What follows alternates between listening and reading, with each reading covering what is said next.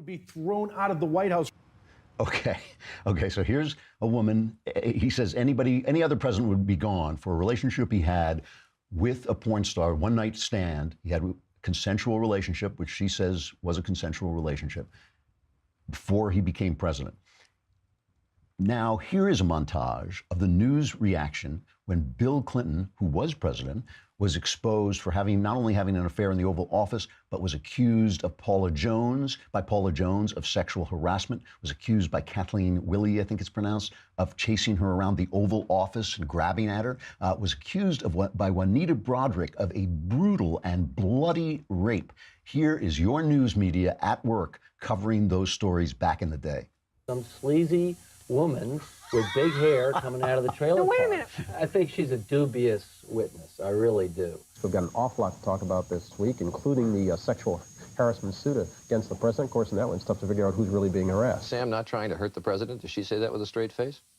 Why does anyone care what this woman has to say? But bottom line, Sam, is she not trying to capitalize on this, in effect, to profit from impugning the president? I have to profess complete confusion over this entire case, why this is even a case. If any man, I don't care who he is, invites me to a room and pulls his pants down and asks me to do something, he's going to have a decided limp from that day on.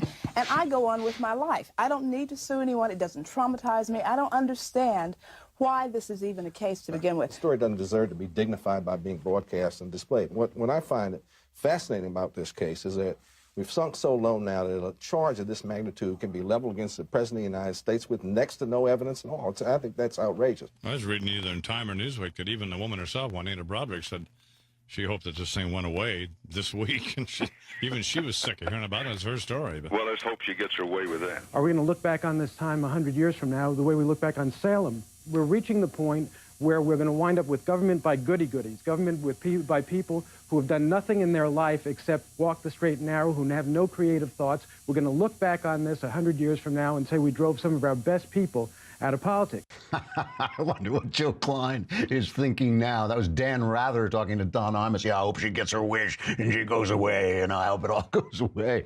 When they're talking about the hypocrisy of the people, maybe some of the people are hypocrites. I never went after Bill Clinton for his sexual affair, so I feel like I'm on solid ground. But you know what? I don't care whether the people who support Trump are hypocrites, and I'll tell you why. They're trying to tell you something.